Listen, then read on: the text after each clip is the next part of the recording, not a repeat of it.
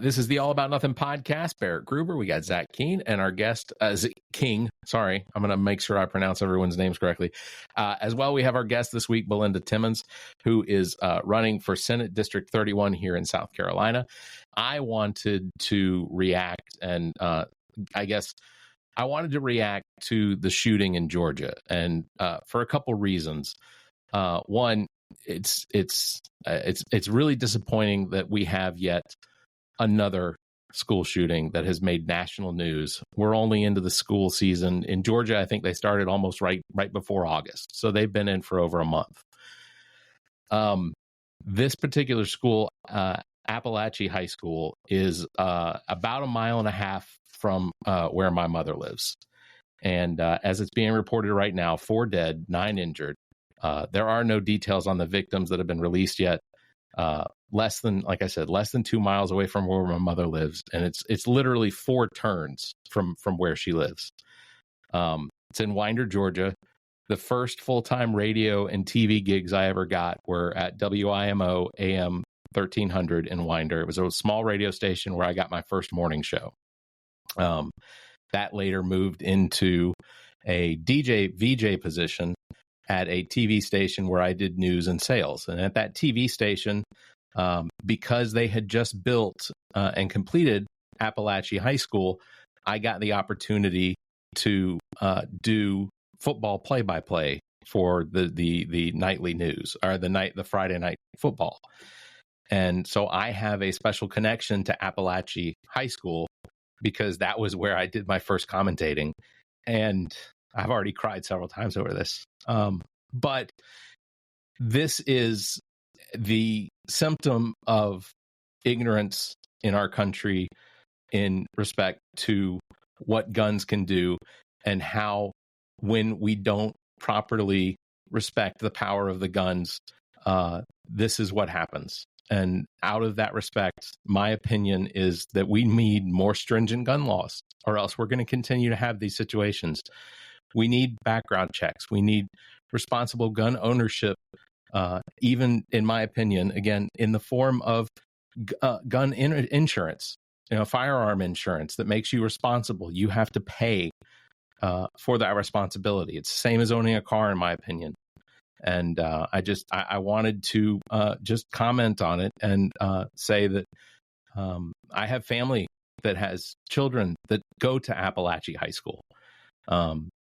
Their children are all accounted for, but not everyone's child is accounted for tonight. And purely out of respect for them, I just wanted to go on and do a little quick live to say that I don't know how it gets better, because in this country, we have such a love for guns that it outweighs the responsibility, and it outweighs what it is that those guns affect. And I don't know how to make it more clear, but these types of events are going to continue to get closer and closer to home, and they're going to affect every single one of us personally. And that's what I needed to say it. And I need for people to take a look at themselves and acknowledge what it would be like to go home tonight to a missing place at the dinner table, because that's what this is. There are 4 families now that have missing people at their dinner table. And it's not going to get better until we acknowledge that responsibility of owning firearms is it's an awesome responsibility. And we love our guns. We do. I have guns, but they're responsibly taken care of. And my children know that the gun is not a tool for fun. It's not. And I don't know what was in the mind of this 14-year-old that committed this atrocity. He's been taken into custody, and my hope is that they'll get some answers, and maybe someone can get some sort of build a profile off of something like this, because a lot of the time we don't get the benefit of the shooter being alive to be questioned. Hope that everyone just holds their children a little closer tonight, because that's what several families won't get to do. So we are going to have a great show. We'll have our guest Belinda Timmons here. Thanks a lot. Hi, it's me from the Welcome to Wonderland podcast. Are you looking for the perfect blend of nostalgia and patriotism in your wardrobe? Look no further than ZJZ Designs, available now at ZJZDesigns.com. Their exclusive t-shirt collection features stunning designs like the iconic Plymouth Barracuda print, taking you back to the golden era of muscle cars. Show your love for your country with their bold patriotic heart designs that stand out and make a statement. From car enthusiast to proud patriot, ZJZ Designs has something special just for you. Head to ZJZ Designs and elevate your style. Visit ZJZDesigns.com or check the show notes. The All About Nothing podcast may have language and content that isn't appropriate for some. Listener discretion is advised. Welcome, Nothingers, to another episode of the All About Nothing podcast. This is episode number 223. I am Barrett Gruber. Zac King. All right, Zac, welcome. Hope you've had a good week. Please subscribe and share the show. That's how we get new listeners. Also, if you could, please consider supporting the show financially by visiting our website and clicking on the support link. If you can't do that, please drop us a review, hit the 5 stars, give us a thumbs up, or leave a comment. All of that helps drive us higher in the ratings on all of these podcast platforms. I want to thank, real quick, John Kosas Jr., Broadcast and Media Relations Manager for the Columbia Fireflies, for our Nothing or Fire update each week here on the All About Nothing podcast. That is exclusive here. We are the only people that do it. Radio, podcast, all combined. That's it. It's us. The Firefly season is probably wrapped up by now, at least the regular season. It was a good season. Besides that, I also want to thank David Robinson II, Democratic candidate for SC Congressional District 2. Phenomenal guest. We look forward to talking to David again soon, especially after he gets elected and beats Joe Wilson.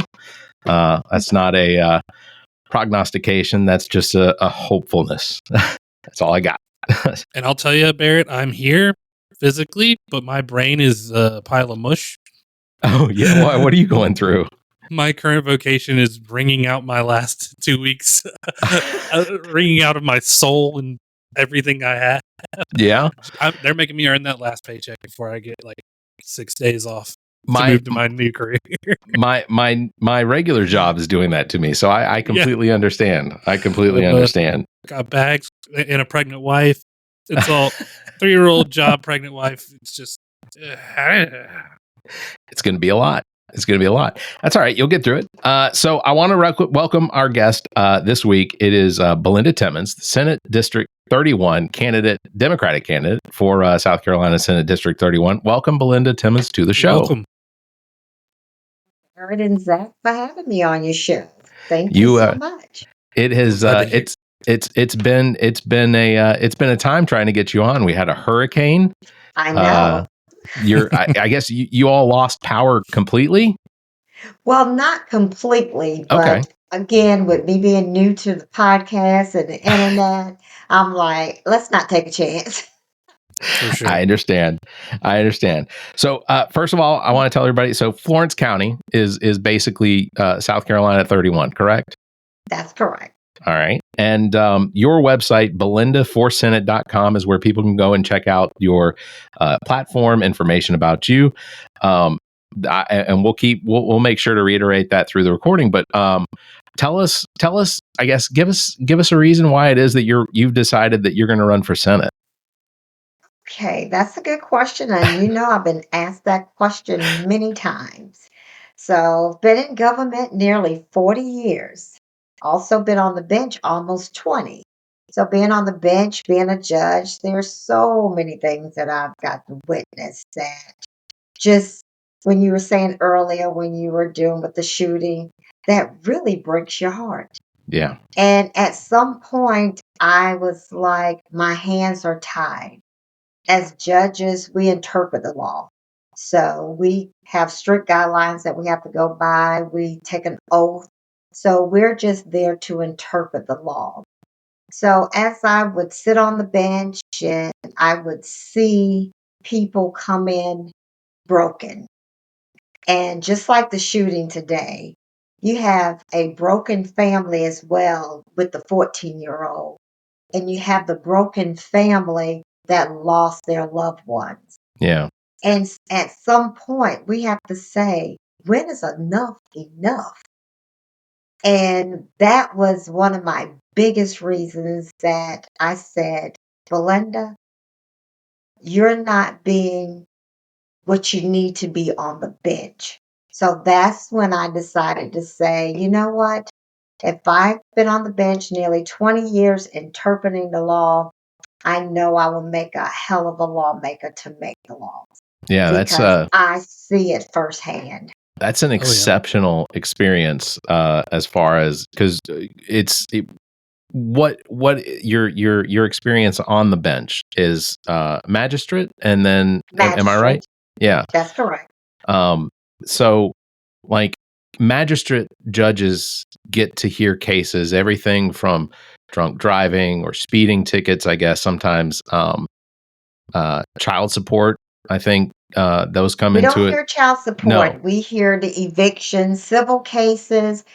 And with me, for 18 of those years almost, I was the bond court judge. Okay. Yeah. So I was housed at the jail. So being the bond court judge, I got to see all of the crime. Oh, yeah. And I was the one that did the arrest warrant. So basically, I saw the crime that was in the community, being the bond court judge. And I guess, you know, the decisions that you had to make would put people in jail or allow them to reconcile things outside of the system. You know, it takes a level of compassion to be a judge like that. Very much so. And I did not realize, because the last year or two, I went to the main office because I was the chief magistrate. So I went to the main office. And when I went to the main office, I did not realize how much stress I was under until I got from up under it. And I said, wow, I've been carrying this stress, the weight of the people, for nearly 18 years doing bond. Because when they come before me with bond court, they're innocent. It's just a charge. So there's laws that we have to apply for the bond court procedure. A lot of times, you know, people will come in and say, hey, I want a conviction, but we don't convict that bond court. Bond court is just basically giving them their rights, telling them what they're being charged with, and setting the bond accordingly. Before So, you, and it's go ahead. I'm sorry. difficult. I'm sorry. It's difficult sometimes. Like, and we didn't set bond on like murder charges. We just did the arraignment, but we didn't do bond for murder and very violent charges. But we did enough bond on, you know, like burglary, assault and battery, high and aggravated. We have the pleasure, if we decided to set those bonds. But just to come in and say, hey, I get to decide whether this person go home or whether this person doesn't go home. Then you have the family that they have their take on. Then you have the victim side. And then I've also have to weigh, this person is innocent until proven guilty, and bond cannot be for punishment. It's just to make sure that they return to court on the date and time. Yeah. Sure. And it says here, so some of our notes indicates you got your master's degree in social work from the University of South Carolina. That's correct. I'm going to let Zach ask the question that I know he wants to ask. Oh, I'm like a fan. I'm a fan. I take it you're a Gamecock fan. Like, I am. Okay. Perfect. You're one of our best guests of all time now. You know how many fence sitting people we get on here? They're like, well, I don't want to. Well, no. There's only one right answer in the state of South Carolina, and it is the University of South Carolina. There you That's go. It. The university. So, during your college, it says you were a page for Senator John Charles Lindsay, Sr. What was Jack that? Lindsay. What was that experience like? What?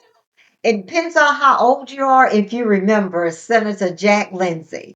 I'm not far behind you. I was about to say Barrett was probably there when he was born. Well, Jack Lindsay, I would say, in a nice way, and also Senator Leatherman, wonderful senator. Senator Jack Lindsay was the Senator Leatherman in his day.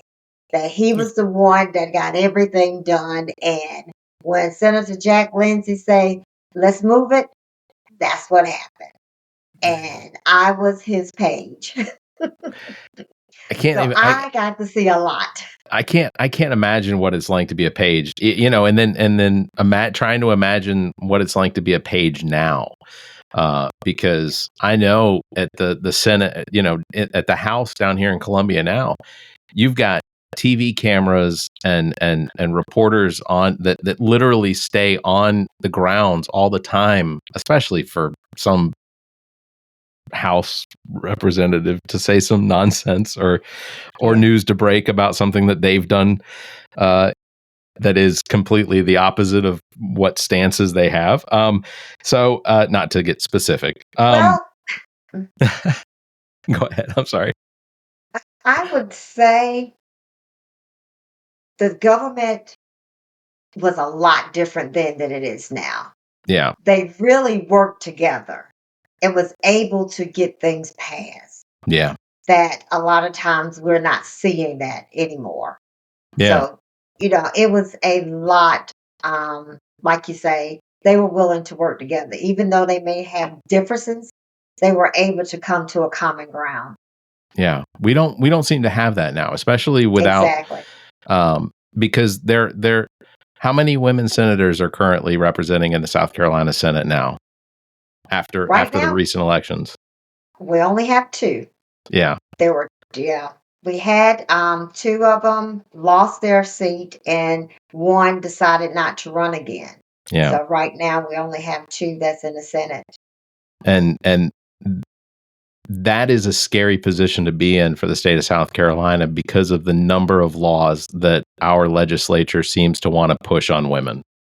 The fact that very scary. Women are so underrepresented that it's a frightening situation to think that, these draconian abortion laws, the privacy laws for our health and things like that are basically just going to get breezed right through without the proper representation, the individual. The Senate sisters have basically been dissolved. And yeah, exactly. And like you say, with women's rights, and we talk about it all the time. I'm like, how can an individual, especially a man, don't have anything against men at all, but how can you determine and say what a woman can do with their body? I mean, it makes no sense. I had a person I was talking to, which a man, and we were talking about the abortion law. So I said, you know what? Just talking. Why don't we just decide to say men will have a vasectomy? He thought I had lost my mind. Yeah. I said, well, it's the same thing about a woman. Mm-hmm. You put a shoe on the other foot, it is not taken away. Yeah. It's like it was like that I was talking crazy when I said that. Mm-hmm. But I said it's the same thing that you're saying about women. And a woman can't even get a hysterectomy. Like they could be declined if you haven't had any children. Exactly. That's someone's right to do it to their body. If people can put holes in their head and ear, like whatever, but you can't do what you want when it comes to your reproductive rights. Exactly. That is insane. Not even to mention the pink tax on everything, which just blows my mind as well. Yeah. And being a woman, I would say there's no woman that just get up in the morning and say, oh, I think I'm going to have an abortion today. Right. That is not how that works. No, it is absolutely not. No, in fact, it's not. Just because I know that there are people out there that have their own ideas of abortion and things like that. I recently did some research, and I'm trying to pull it up at the same time that I'm talking about it. Well, and Barrett and I try not to make it a man's only echo chamber, so we're really appreciative to have a woman like such as yourself on here to speak about it. Because we have opinions, but we need a woman's voice to be like, you guys are either this close to the target or how far off. It's an emotional. I have people that I've known that had an abortion, and it wasn't because they wanted to have an abortion. It was medical reasons. And that has lingered with them forever. This is a child that they wanted. And then it's going to make it sound like, oh, women just going around killing babies. Yeah. It's insane. Yeah. I had a family member who he was with a woman, and then they had to have an abortion, and it lingered with him till his last day. Yeah. And Yeah. just it's not a decision people take lightly. Which It's not. it's painted is that way not.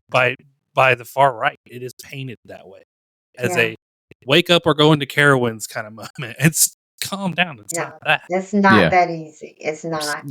So And that's just why we need more women to really help the Yeah. men understand Yeah. what they're actually doing. yeah, absolutely. I think men have ruled the world long enough. I'm ready for the women to take over. lot of mistakes made over the last 10,000 years for sure. Mhm. Yes. So just to put it out there, according to data from the CDC and Pew Research, 21 weeks of gestation, any abortions performed over 21 weeks, almost extremely rare. According to data from the CDC and other research, they account for about 1% of all abortions. Most abortions, 93%, occur within the first trimester, which is up to 13 weeks of gestation. Only 7 occur after the first trimester, with 3 occurring between 16 and 20 weeks. After 21 weeks, it's almost never heard of unless it's a medical reason. Exactly. The data on abortion statistics that comes from sources that were published in 2024. So that's the Kaiser Family Foundation that provided that as well. So I'm just citing CDC, the Supreme Court Dobbs decision 2022. Some of this information was used in the decision making there as well. But essentially, this idea that people are using abortions as some sort of a government funded birth control is absurd. It's not taking place. And the South Carolina, as well as several other states across the country, have what is either a no abortion at all, or in South Carolina, we have a 6-week ban. So after 6 weeks, ban. you can't get an abortion here in South Carolina. It is illegal. And I know at one point there was talk about how the state of South Carolina wanted to prosecute doctors and prosecute women for these abortions. I'm not sure where we stand on that right now, besides them just not being available. But as a senator representing your district, what would be your approach as far as trying to get those men to understand that abortions are a medically necessary part of a woman's health? Well, and I take things really simple. My first question would be, have you sat down and talked with your family, your wife, your daughter, to really get a full understanding of what you're actually trying to do? Right. That's number one, because a lot of times when you're trying to get something done, you listen to your family. You will Yeah. sit down with an open mind to really hear what really is going on. And that's the number one step. Have you sat down with your wife and really say, hey, let's talk about this? Have you sat down with your daughter and say, let's talk about this? That would be my first approach. Because if you're not going to listen to them, it's going to be pretty hard for you to listen to me. Yeah. Because they're your loved ones, and they're the ones that can open up your heart, open up your mind to look at it in a different way. So Talk to your mama too while you're at it. I know it sounds simple, but if you're not listening to your household around the kitchen table, it's going to be very difficult for me to convince you of anything. So that's a common start. To sit down with your loved ones. That's perfect. I wonder if you could potentially get the wives and daughters into a committee of these senators that have already voted to pass a 6-week abortion. I wonder if it's possible in front of a committee to get their loved ones to potentially sit down and be questioned, and because it doesn't seem to do any good to bring experts like doctors and things in. That's what I'm bring saying. professionals. So if the doctor can't convince you, you have to experience it yourself. Yeah. And if you don't feel it, if you do not feel it, it's hard for you to imagine it. And the only way they're going to understand it they're going to have to feel it emotionally because they're detached from it. And it's easy to make a decision when you're detached because you Right. don't have any buy in it. You're just looking at it from a political standpoint, and that's it. And that's how this is being taken. Purely political. No other reason.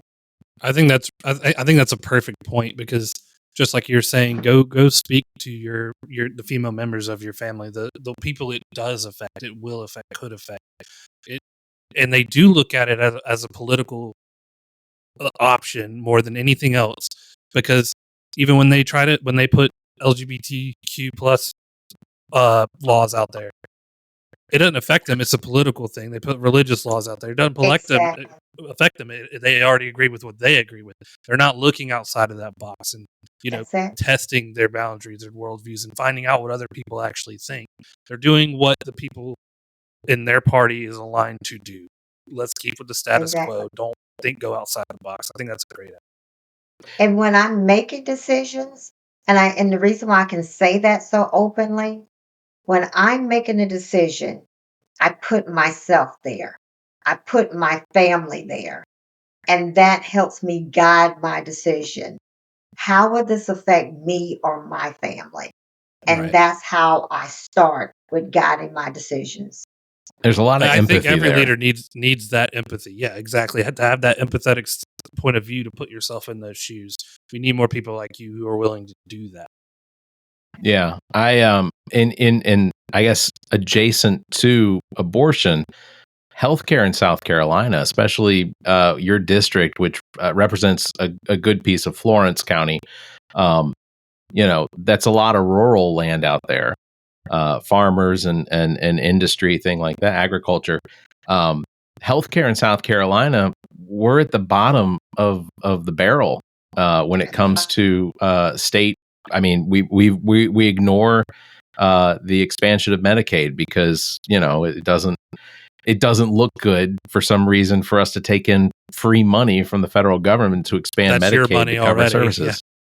Yeah. It's our money. It's taxpayer money that we're turning down. It's not like the money's coming from, personally. It's taxpayer dollars that you're Right. saying I do not want.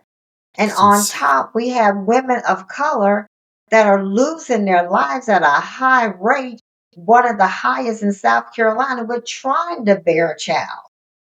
So there's no excuse that Right. women should be dying at childbirth in the 21st century. No. There really isn't. I constantly look at states like similar to South Carolina situation, Arkansas, Mississippi, Texas. We these are states that have an abundance of things like diabetes and the opioid crisis in states like ours, where there is federal funding available for some of these, I guess they're methadone clinics to help people get off of their addictions and things like that. And we're not taking advantage of that. We're literally not helping our own people here in South Carolina. That, look, I'll be the first to say it. Addiction to me is not a choice. It's a disease. Whether it's alcoholism or it's drug addiction or these are things that can be combated with treatment of either a medical sense or in sometimes a therapy.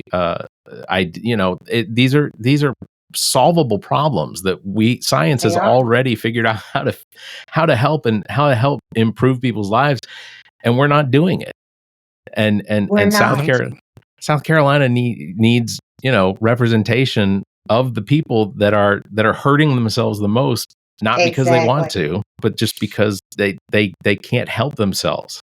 My brother fell victim to the opioid crisis, and he couldn't get help until he moved to North Carolina, which their infrastructure was completely different and offered at least a little bit more help to get the help he needed, to get clean, to have those drug facilities, those sober living facilities. And here they do nothing. It's like you can go to a rehab that didn't work. Well, you're out. You're done. Like you're done. Right. I would be the first to say South Carolina is far behind, and we can no longer progress with the good old boy system. We Yeah. have to change it. If we're saying that we want a better state, we have to think different, because right now you're going to continue to get what you have if you continue to do what you're doing. So we have to change what we're doing. It's that When definition I of was in the insanity. court system, we have babies that are born addicted to drugs because Yeah. the mother was on drugs. So are you saying because that baby had nothing to do with being addicted to drugs as a baby, and now never got any help, now they grow up to be addicted to drugs as an adult because it was never ever attended to as a child. They just labeled that child as a problem child in school and never tried to find out, just like the shooting that we have today. A lot of this can be prevented because the signs are on the wall. It's Yeah. not like it just happened. The signs are there. We just ignore them. And then we say, oh, we're going to pray for the family. That ain't enough. No one wants to hear that. Nope. No one wants to hear that. I'm still dumbfounded that in this day and age that we still have politicians that will just outright use this idea of, before we move on to trying to come up with a solution, let's give it some time because we don't want to turn it into a political issue. And I don't care how many times I hear it. Guns is a political issue. Guns In is a other political countries, issue. where gun violence was a problem, they came up with bipartisan ways of resolving it. Australia took back almost every single firearm. The only in the UK, the only way to get a hold of, you can own a firearm, but you have to check it out. Or you have to use it at a gun range if you're using it for type hunting. of gun, has to be a certain caliber. I just said that. I'm glad you said that. I just said that on a podcast on the gun show. It was like the AK-15s. Oh, we just want to use it for recreational. I said, okay, if that's truly what you're saying, that's all it's used for, then go to a shooting range and you have to check it out at that shooting range and then check it back in. Yep. They thought I was crazy. I was like, this is not hard. But Don't speak sense to those with nonsense. Yeah. Like, this is hard. I said, when I go to It's the not. fair, I go for recreational. I don't take the Ferris wheel home with me. Yeah, No. exactly. And you know what? If you want, like we did this before, if you want to shoot a fully automatic weapon, go to the gun range and you could pay your $75 and get 5 automatic guns and get your jollies out on the gun range and turn them right back in like what you're talking about. That's exactly. I did not know that was something that you all were saying as well, and it was laws in other countries, but that's exactly what I said. Yeah. In the Australia UK, only had to have one mass shooting to go, we want your guns, and Australians were just fair enough. Yeah.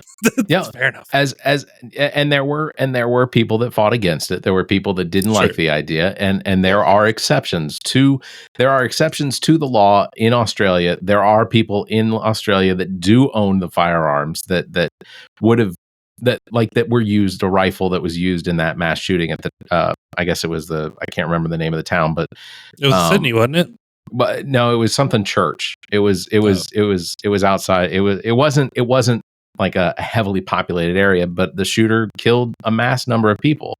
Mm. And as a whole, the country said, you know what? We don't want this to be an endemic. We certainly don't want it to turn into a pandemic, which, here in the States feels like we're just on the verge of it. I'm not entirely certain as to how many shootings there have been this year, but I'm sure that it's more than the number of days that we've been through in the year. That was And probably more than last year. 365.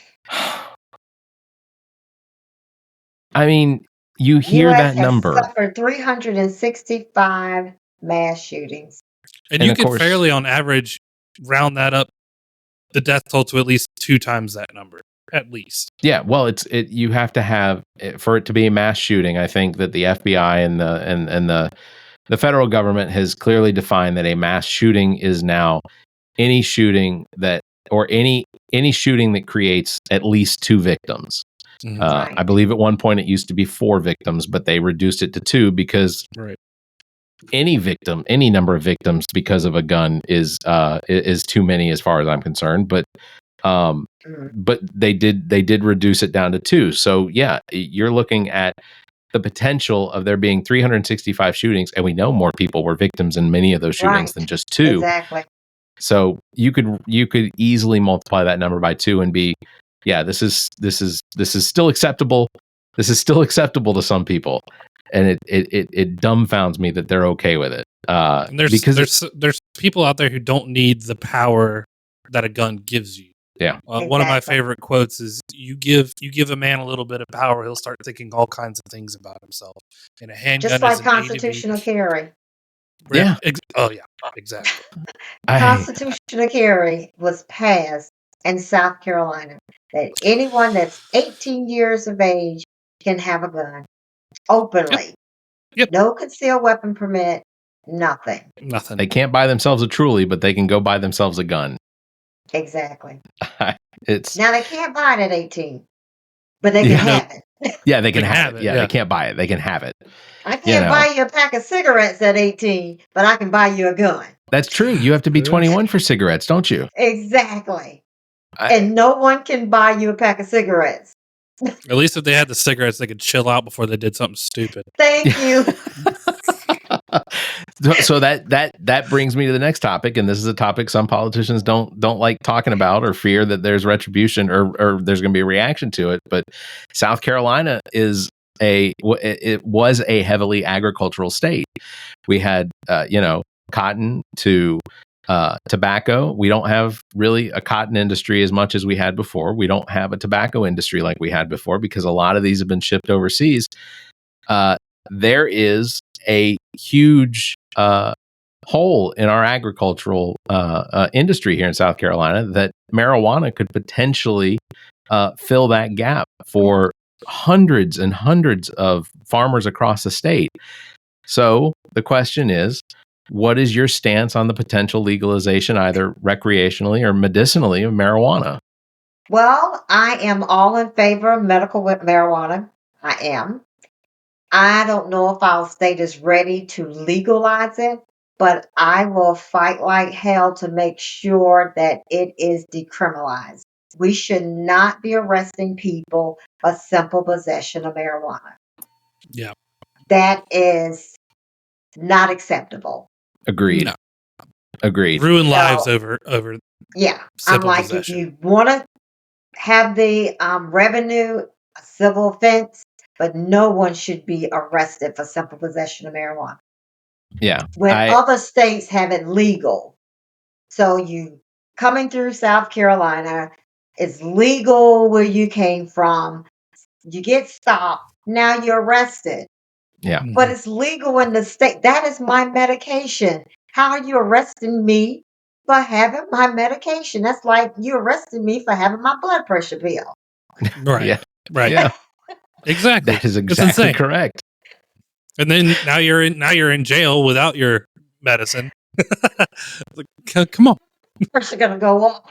Yeah, exactly. Something's going to take you. And Yeah. it's If ain't I Bubba am- in the cell with you, it's the lack of medication.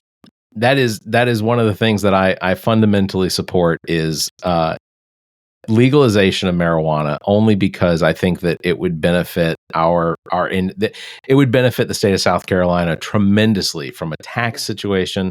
It would increase our tourism. And honestly, there's not really enough research that's been done on marijuana, because we literally have one university in the entire country that does any research on marijuana. That's the University of Mississippi, and I don't know how they do it over the clanging of those bells. So Yeah, not that I trust them at all. My personal experience working as a bond court judge, and I would Yeah. always tell when they would talk to me about marijuana, I said, well, I can only tell you my personal experience. Now, when someone came for a DUI charge or a public drunk, I said, with that charge, they probably had 10 more behind it. You had disorderly conduct, you had public drunk, you have trying to assault the police Yeah, officer you're resisting arrest. with the alcohol. I Yeah. said, if anybody came with simple possession of marijuana, that's all they came to court with. That's with simple fair. possession. There was no other charge behind it. That's fair. Are you? Let me ask you this. My mom always puts up the point when I talk to her. She goes, "I don't think marijuana is wrong, but the law is the law, and you broke. So someone went to jail, and you broke the law when it was the law, knowing it was the law. You still should serve what you did." Do you think that's a fair point?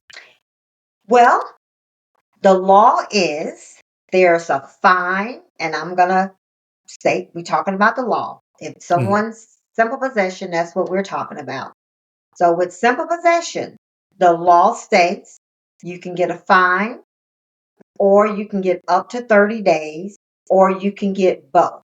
So, or if you have a trial, we know that. But just say you're guilty.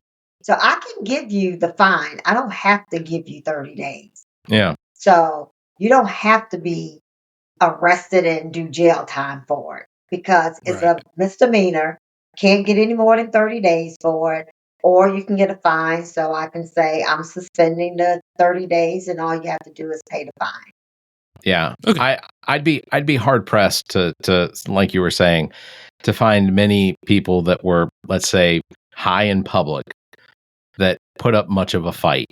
And you know, I'm kind of speaking about myself. That you know, because it's not one of those things that like gets you angry and gets you in a fighting mood, you know. So, but in Be weird situations if it where, did. yeah, in situations where there is potentially violence associated with the possession crime, sure, I get it.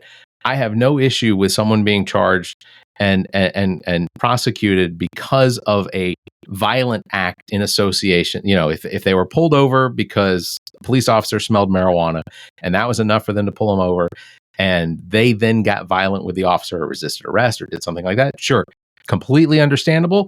Absolutely prosecute them for the crime that they committed.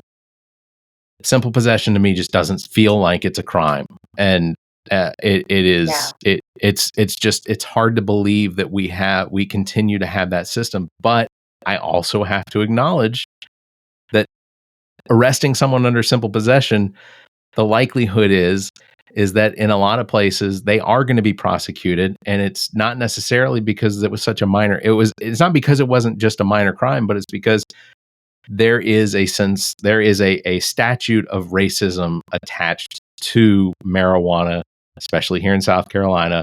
South Carolina arrests more black men in this state for simple possession without violence, without anything else attached to it. And a lot of that is because prisons in this country are owned by corporations that need free It labor. should never be the case. It should never be the case. Drug crimes in this country continue, especially in South Carolina, continue to be the gateway to slavery is what I see. And you're speaking the truth. That's the truth. It's sad, but it's the truth. There's that prison in Arizona, and I think DMX had to go to it. But it's a privately owned prison, and the whole point is to embarrass these inmates after they're already in prison for the crime they committed. So that you're doing your time. But not only that, they're making them wear pink like uniforms, and then they have to go out and do these like shows and stuff. Like here I am, like you're, I don't know, in school when y'all were in school, but they used to bring prisoners out there, and you look at them like, you don't want to be like these guys, and all this stuff. And I'm just like, they're human beings. There's a dignity to it. Exactly. if you're in jail paying for your crime, you're paying for your crime already. You don't need to go the extra mile to Right. humiliate a human being. I know my opponent has labored me as soft on crime. As a And magistrate speaking judge. as a magistrate judge, I said, we don't give any more than 30 days. How soft can we get? I mean, yeah, look, if you want to point out the obvious, I'm also a woman and I'm black and I drive a car and come on. Yeah, I said, the max that we can give you is 30 days. And if you come in with 3 offenses, we might be able to give you 90 at the max, but that's it. I'm like, how soft can that get? But the moral of the story is because when an individual come before me, just like I'm talking to you, I talk to that individual the same way. To your point, Zach, I'm not trying to humiliate anyone. I'm not trying to degrade anyone. I'm just talking to them just like I'm talking to you. And with that being said, I get respect and they get respect, and we have a dialogue that now it looks like I'm soft on crime because I have someone talking to me in a sensible way. How dare you treat Because them as that's they're a what I person? did to them. Yeah. That's at the same time that's somebody's son, somebody's mother, somebody's father. That is somebody who is loved. And being over exaggerated with any kind of punishment just it's insane to me. It's not going to fix something. I mean, It's we not. already suffer from our prison system and our jails not being centers of reformation. They're not, or not reformation. Maybe it is reformation. Is that the word I'm thinking of? Reform. We don't use our detention centers as places where we're trying to get people to be better or to Exactly. a lot of times people come out of these jails and prisons worse than they were before. Their associations have built with people that are more criminal, with a disdain for the institution that put them there. Yeah. Yeah. I mean, it's ridiculous. I think so that moves into criminal justice reform. South Carolina is in desperate need of criminal justice reform. What would be your approach as a state senator, especially with magistrate, judge experience? Exactly. I was listening to our federal government, and we have a program, Back on Track. And I said, are we even implementing that here in our state? So I said, we don't really have to reinvent the wheel. We just need to enforce some of the programs that are already there. So it's not like, hey, Belinda, you're going to Columbia to make new laws with justice reform. We just need to act on the laws that we already have and the programs that are already in place. Yeah. So if we have Back on Track, that's a federal program which is for anyone, any state can use. Why are we not using this program to help people get back on track?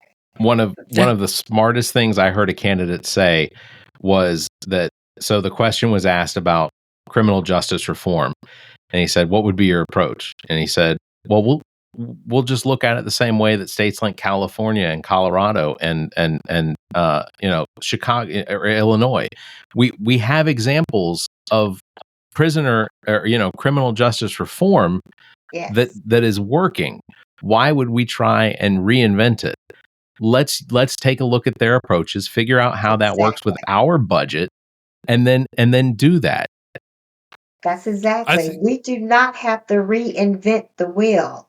We just, look at other counties, look at other states that's working, and say, hey, we need to bring this to South Carolina because there's enough business and laws that we have to deal with. Besides just making up another one when it's working somewhere else. Yeah. That's why we need a woman. That's exactly right. The willingness to accept that someone else might have done it and might have done it better. Let's you. Yeah. Right. And we had Sheriff Leon Lott, Richland County Sheriff Leon Lott on. And I do think he talked about that program a little bit, that if it's a first time drug offender, that the Back on Track was that they would impose like basically a bunch of community service and things like that, but not necessarily ruin the life of the person. And that's even, opioid users and things like that, to go, here's your one chance, and make it very clear that this is your one chance, but give them a pathway to success to get them back. And I believe he really said Back on Track program. So I think Richland County might be trying to use that, because Leon Lott, very, very awesome. One of the avenues that we need to capitalize on is apprenticeship. Whenever having someone to work for pay. So whenever they are getting out back in the world, that they will have skill. Yeah. So I hear a lot when I was fine court judge and they come back before me and they say, Judge, I tried hard, but I could not get a job. And I believe them. They're like, I went everywhere and nobody would hire me. So what else are they left to do? Yeah. Right. Yeah. When they truly is trying to do what's right, but they can't get a job. And to get those records expunged, if any charges and things, could cost a lot of money, if I understand correctly as well, to go through the entire process. They're not saying they're trying to be a medical doctor, do surgery. Right. That's exactly They can make them McChickens. It would be easy. They could do it. Yeah, but we can't have this expectation that everyone that comes out of jail after serving their time, doing the time for the crime they committed, we can't have this expectation that they should all just go work at McDonald's. No, that's fair. That's not a viable solution for anybody. Right. Right. And they have lots of skills. When I say talent, lots of talent. Yeah. That anyone would absolutely benefit from having them. Lots of talent. I've seen it firsthand. Yeah, I've seen it too. My family members who've been, gone through the justice system, and every job he has to find, he kind of has to be one of those prove yourself, go do it, and then if he's given the chance to prove himself, they're like, it's a shining star of a guy who could frame your entire house or build you an entire day in a minute, and it's perfect. Like, just has that skill. So I know exactly what you're talking about. Yeah. But we're talking, and we shouldn't even have this discussion. Right. We can elect a president that is convicted of 34 counts, not charged. There's a difference in being charged and convicted. Right. He is convicted of 34 counts, but he can run for the highest office in the state. The highest doesn't own a job, gun, but can control the military. The highest job in the here in the United States. But I can't get out and go work a job, a decent paying living job. Imagine telling a convicted felon, your everyday Joe, you know what? You should run for president. Because you could get that. That's one of those things that makes no sense. Yeah, that's one of those things I come back to is if Donald Trump were convicted of half of those, if he was convicted of 17 and he was jobless and tried to get the job of a janitor at a public school, he could not get hired. But we will elect him without, not with no looking into his background, without looking into what crimes they were that he committed. He could not get a job as a janitor at a public school because he has those convictions. But our Constitution allows for him to run for federal office. He's been impeached from the job twice. Yes. And I get that he wasn't convicted of that impeachment. That to me is a formality.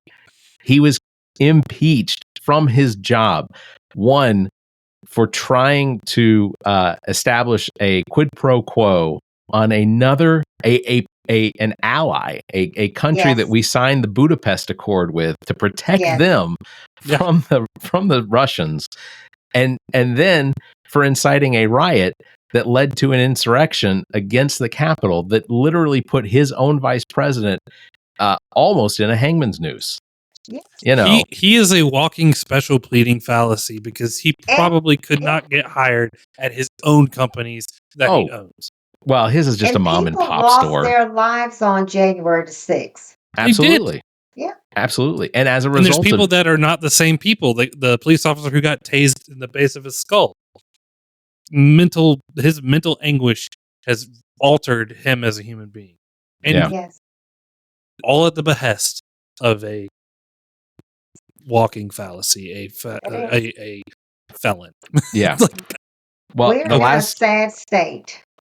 That's why we have to elect more people like Belinda Timmons. That's right. To the Senate. That's right. Yeah. That actually have a heart for the people and people not with a heart for selfish gain. Absolutely. The last thing I want to discuss before we move on to our 7 questions is you, like Zach and I, are the representation of a public education. And you correct me if I pronounce this wrong. Latta High School or Latta High School? Latta High School. Latta. Yeah. The Vikings. The Latta Vikings. There is a lot of emphasis on the Latta Vikings High School. I see this. All of the research I did, it was Latta High School this or the Vikings, Latta High School Vikings. I mean, what is the prestige of having graduated from Latta High School? Latta High School, if you was a graduate from Latta High School, you knew you came out with an education. Okay. That's as clear as I can put it. Okay. No, that's valid. You came out with an education. Let me tell you about my Latta education. High School made sure that no child was left behind. And you came out with a good education. You were not just passed through the system. When you walked across that stage, you earned that diploma. I gotcha. Go ahead. I went to Chapin High School. I had a handful of awesome teachers that I still remember to this day. Chapin High School, just to show you where their priorities are, spent $8.5 million on a press box for their football stadium.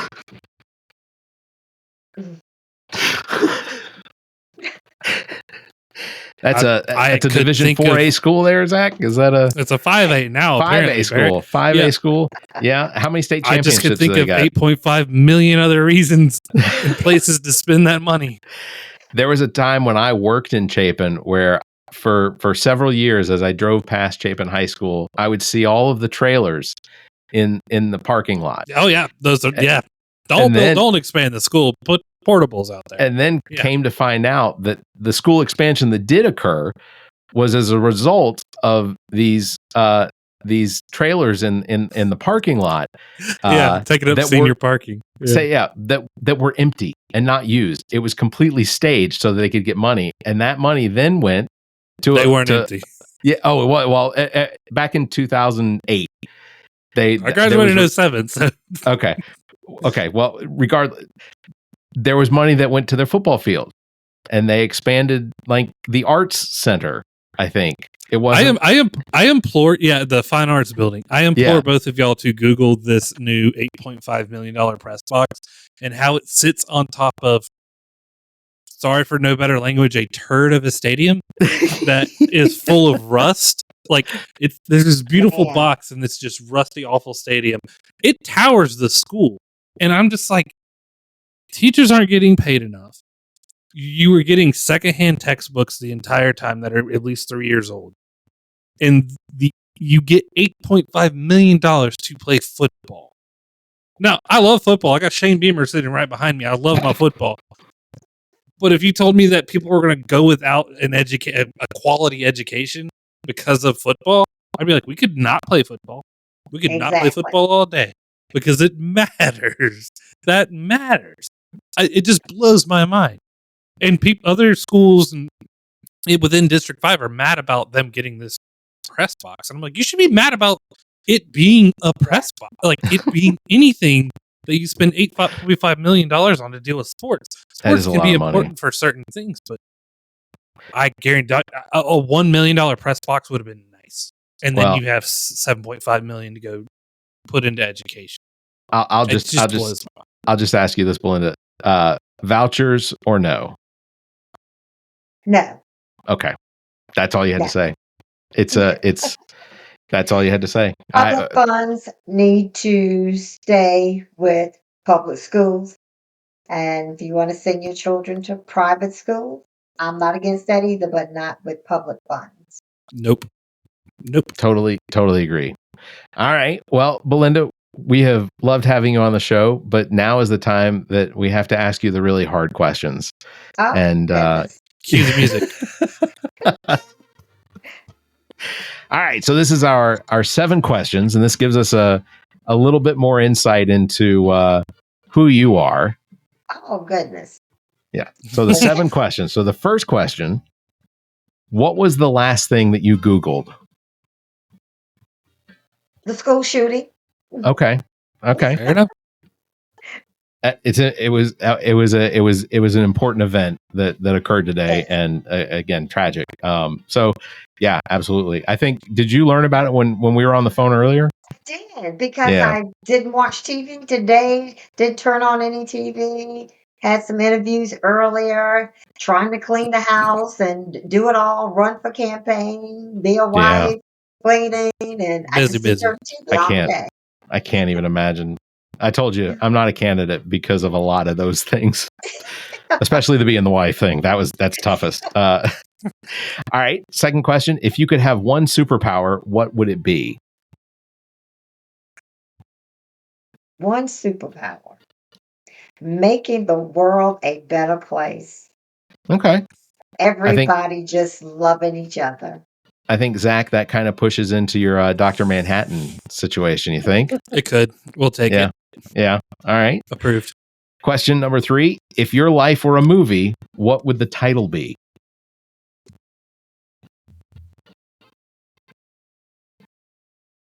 I Love Jeannie. Oh, all right.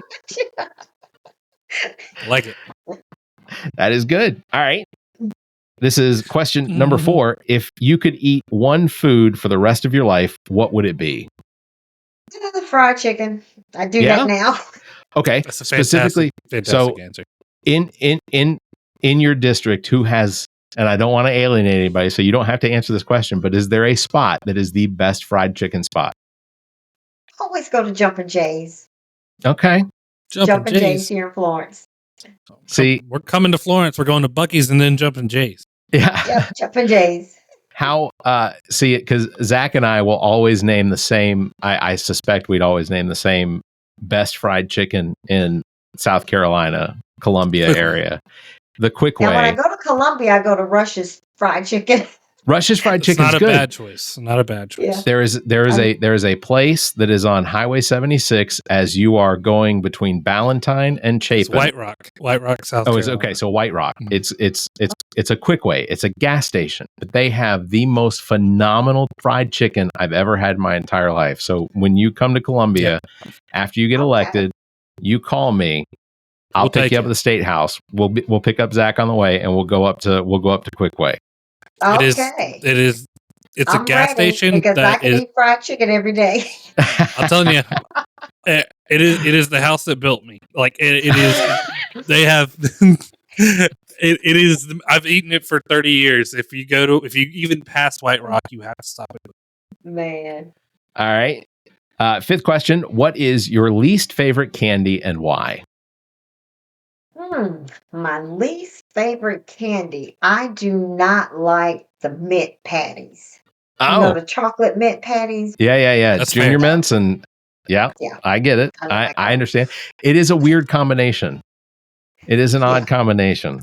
Yeah. We had a recent guest who told us chocolate. Period. Like it was. I don't like the who mint was that? patties. David Robinson. David Robinson last week. He told us he said not. He just doesn't like chocolate. He's not a chocolate fan. You can not prefer chocolate, mint but chocolate. not mint chocolate. Fair enough. All right. Question number 6.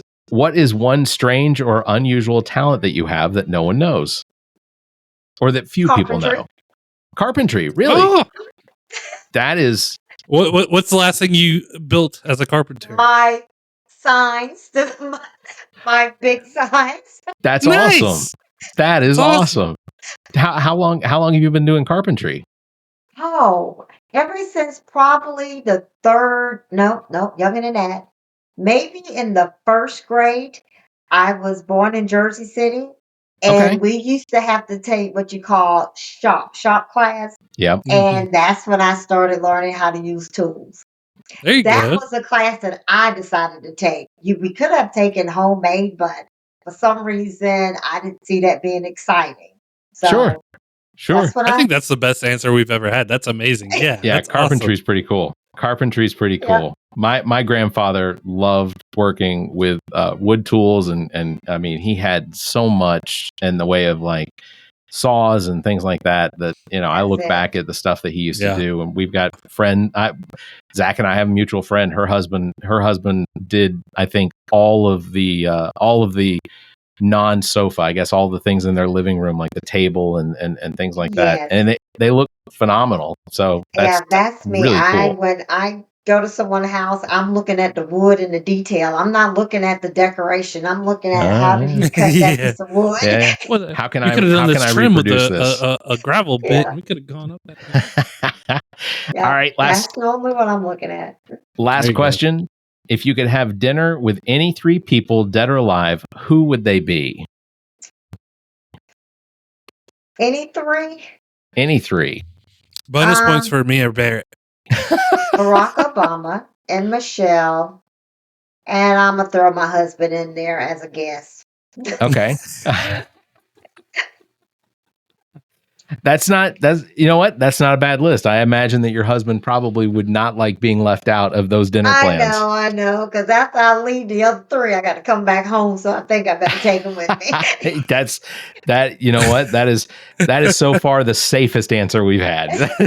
I'll tell you this, Belinda. When after maybe 6 months of Trump's presidency, I would just go back and watch Obama's speeches just to be like, I remember how a president should speak. This was great. Yeah, I mean, they're it's like they're family.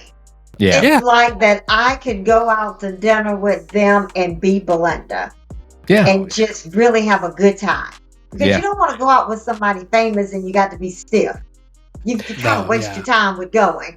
Yeah. Mm-hmm. Yeah. I'm not. Yeah, I feel like dinner with Donald Trump would probably be a very stiff dinner because you're just gonna have to listen to him talk. I'd be arrested at the end of it. So probably. Yeah. Well, Belinda Timmons, thank you very much for being on the show with us. Phenomenal candidate. We definitely want to make sure that everyone gets this information. BelindaForSenate.com is where you can find her platform. You can find links for donation, volunteering. I assume volunteering is definitely something you all are looking for as well, because I know we are. So please go to BelindaForSenate.com. It's where you can find all the information. You can follow her on all the social medias. She has an outstanding group of people that are volunteering for her currently, but there's always room for more, especially canvassing. District 31 is not small, as most of the Senate districts aren't, but it's a very large district. There's a lot of. I want to believe we have about 40, maybe a little more than 40,000 people just in that district, probably more. Yeah. Well, it is a district that has not been represented well in the last several years, and it's time for it to be. So Belinda Timmons for Senate, again, District 31, that's Florence County. So please make sure to go to BelindaForSenate.com. Also, if you haven't already, do it before, do it now, do it later. You want to check your voter registration because there's no telling what's happened. You can go to the allaboutnothing.com/voter where you can check your voter registration. Make sure there's no hijinks going on. Make sure that you are going to the same precinct. Go ahead and plan out how you're going to vote either early or on November 5th, because if you don't, something could derail you and you don't show up. this election's too important to not show up for. And your vote does matter. Don't be one of those squares thinking it doesn't, because it absolutely does. Us who are voting the right way want you to help us. Yeah, So, that's right. That's exactly right. All right. Well, that is going to do it for episode number 223. Again, Belinda, thank you very much for being on the show with us. Thank you Yes, for Belinda, having thank you me, so much. Barrett and Zac. Thank you so much. We absolutely look forward to having you on again, especially after you get elected, and then when you start showing up in the Senate during the session, then we want access to that Senate lunch. I've heard lots of things. Not great. You will definitely be invited. That's fantastic. All right. Links to past episodes, podcast platforms, merchandise, and social media are all available at our webpage, theallaboutnothing.com. And if you think our financial model of giving away free content and entertainment is silly and you're in the giving mood, why not become an official Nothinger and support the show monthly? Members get early access to this episode as well as exclusive content, or you can make a one-time donation through the same link. If you'd like to be a part of the show, you can call and leave us a message, 803-672-0533. You can email the show at theallaboutnothing.com, or you can join our Discord server. Links available at theallaboutnothing.com.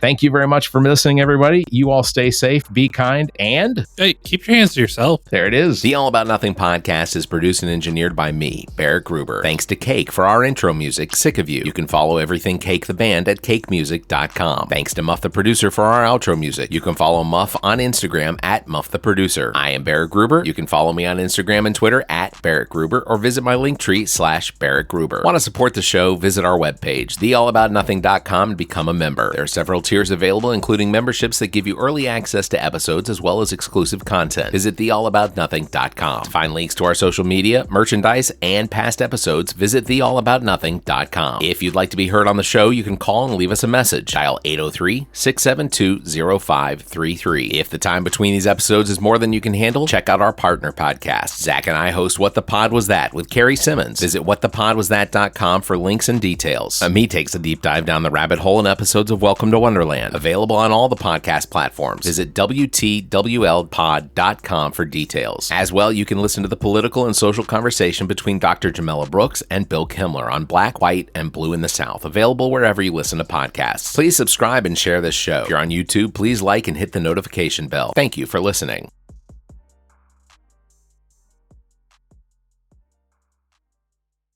The preceding podcast is a product of Big Media and copyright 2024, all rights reserved.